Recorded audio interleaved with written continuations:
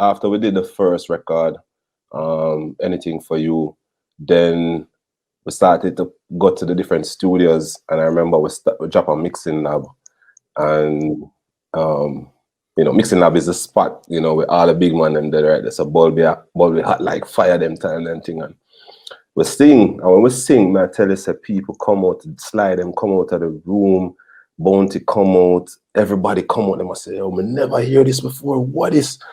So Ghost hearing and Ghost said, no, them man are the baddest thing. We have to sing harmony for me. We have to sing harmony for me. So he invited us to sing harmony for him at Sumfest. So actually 95, I want to say either 95 or 96, Sumfest.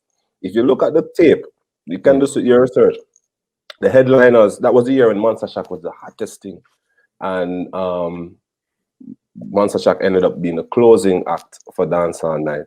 And we're on the stage in black singing harmonies for him. But I remember also that in the process of that, I just know, say, yo, I'm born for mash up that stage, yeah. Because it's like, for me, I didn't even, one time I wasn't even singing my harmony. It's like Flex them and link me and say, yo, sing your part. Come just watch like Ghost General, on stage, Monster Shack is like crazy. So crazy. General B climb up and speak and the girls and them crew, they said, no matter man, what is 100?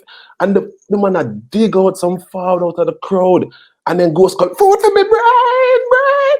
Yo, it's like, and then go, with your smoke prescription. Yo, I'm just saying that I was so mesmerized by the energy of what it is to mash up a stage show that I was not even remembering that I'm supposed to be singing harmony. And a couple of times, well, them off a bounce me and say, sing your part. So after that, I know, say, yo, this is where we are going. We are going to lock in the dancehall with sound that we have.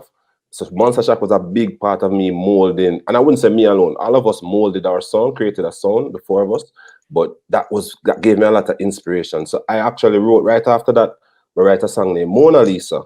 Mona Lisa, I like your style. Yes. Mona Lisa, I like your smile. Ooh. That was really the first original song that we wrote. And I was kind of imagining like We Any Wonder or Ghost. Ghost would have a song we say, Hill Nana, I like your style. Hill Nana, I like your So I kind of took it from there. And then I sing it in a smooth way, in one that we have put the harmony. And it's kind of created this space where we could be. And then I write the verse, Flex, and can you feel my good man, Dash? Flex, I say, yo, I now feel it, star. I say, yo, all right. I know what I'm going to do. I say, what? I say, I'm going to get Ghost. I say, no, come here. Sing it again. And that's how we end up got in the studio. And by that time, my manager now was saying, all right, we did the sing over, but we want him heard we sing it and say, yo, this bad man want to produce this. And I don't know if you know T.T.Mos, but yes.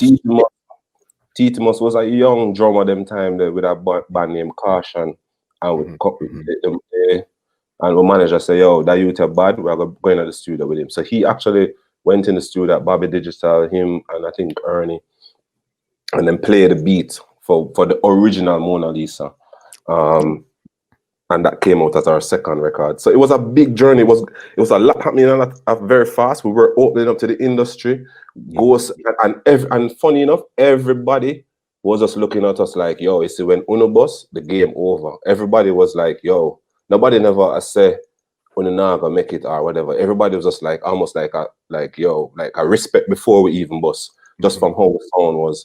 And I wrote that part, and Craig wrote the DJ part, and then we started the DJ in octave. So him go, this is a for the girl them wherever look Chris, them bumper cock off and breast and up deep. For the girl them with the shape and he said, we're singing a harmony and well then I could have. So we kind of just created the song, bro.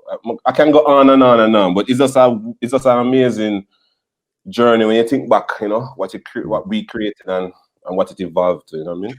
This podcast is brought to you by www.twolinedmusichut.com.